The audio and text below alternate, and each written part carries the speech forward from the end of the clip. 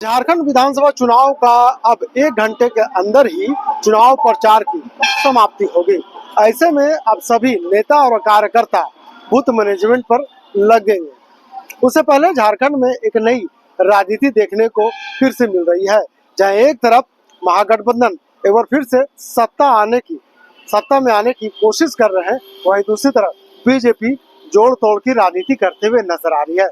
इसी क्रम आज कांग्रेस के वरिष्ठ नेता आदित्य विक्रम जायसवाल ने बीजेपी का दामन थामा और कहीं ना कहीं आदित्य विक्रम जायसवाल को बीजेपी में शामिल होने के बाद राजधानी रांची के सीट पर इसका क्या कुछ प्रभाव दिखेगा, ये तो 23 तारीख को ही पता चलेगा। लेकिन जिस तरह से रणनीति रची जा रही है, कहीं ना कहीं बीजेपी सत्ता में आने का हर वो कोशिश कर रहे हैं जिसमें वो कामयाब हो सके। तो क्या कुछ कहा आदित्य विक्रम जायसवाल, चलिए पहले हम आपको सुनाते हैं।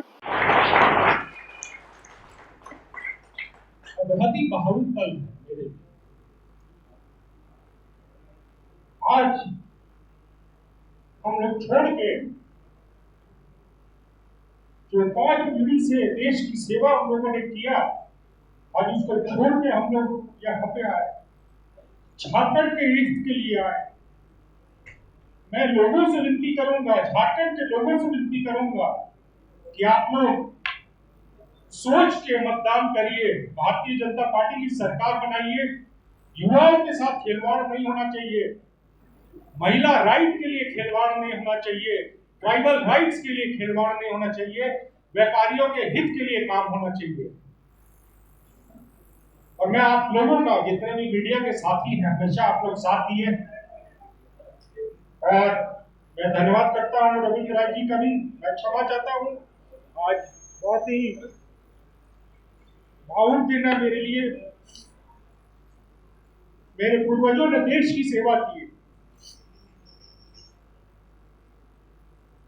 आने वाले समय में काम करना चाहूंगा, झारखंड के हित के लिए काम करना चाहूंगा, आप लोगों के मार्गदर्शन के साथ काम करना चाहूंगा। अंत में यही पंक्ति कहना चाहूंगा, झुक झुक के खड़ा हुआ हूं मैं, अब झुकने का शौक नहीं। हालातों की भट्टी में जब जब तुम मुझको झोंकोगे, तब तक कर सोना बनूंगा, हमें कब तक रोकोगे।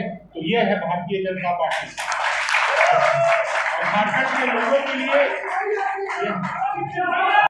झारखंड के लोगों, महात्मा गांधी, सरदार पटेल जैसे लोगों के आदर्श को खो दिया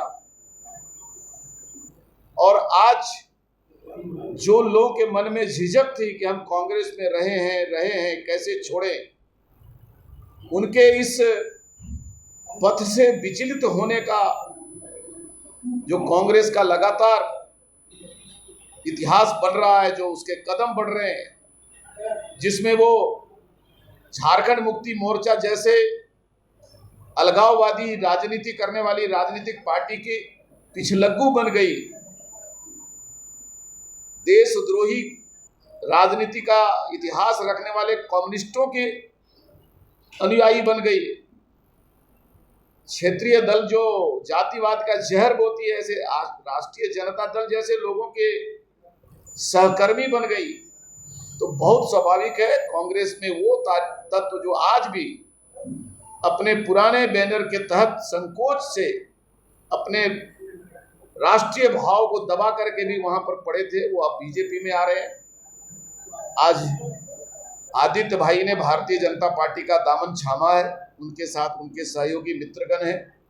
मैं हृदय से उनको स्वागत करता हूं, बहुत बहुत अभिनंदन करना चाहता हूं और उनसे कहना चाहता हूं कि आज भारतीय जनता पार्टी एकमात्र ऐसा दल है जो चुनाव के लिए नहीं, देश के लिए राजनीति कर रही है, सत्ता के लिए नहीं, समर्पण और सेवा के लिए राजनीति कर रही है।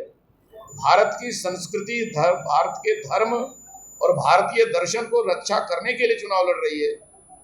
जिस दर्शन से महात्मा गांधी ने सत्य अहिंसा के लिए उपवास का व्रत सीखा था, वो हिंदुत्व का प्रकाष्ठा था, आज उसका अनुयायी और उसका संचालक भारतीय जनता पार्टी है।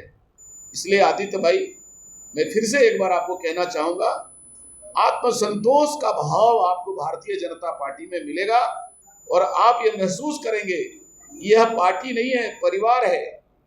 और ये किसी व्यक्ति के लिए नहीं, किसी परिवार के लिए नहीं, देश के लिए राजनीति कर रही है। आज के इस मौके पर फिर से एक बार उनका मैं अभिनंदन करता हूं और ये बताना चाहता हूं कि वो समय बहुत नजदीक है कि चुनाव लड़ने वाले कुछ लोग कांग्रेस में रह जाएंगे, लेकिन जो कांग्रेसी रहे, जिन्होंने देशभक्ति का इतिहास पढ़कर कांग्रेस को अपनाया था, वो धीरे धीरे कांग्रेस में समाप्त हो गए और भारतीय जनता पार्टी के ही एकमात्र उनके लिए आसरा और साधन बनेगा। मुझे लगता है आज इनके ज्वाइनिंग से झारखंड की राजधानी रांची में कांग्रेस का एक मजबूत किला ध्वस्त हो गया है और अब हम इस क्षेत्र में भाजपा के पक्ष में मतदान की लहर को और गति देने में सफल होंगे। बहुत धन्यवाद।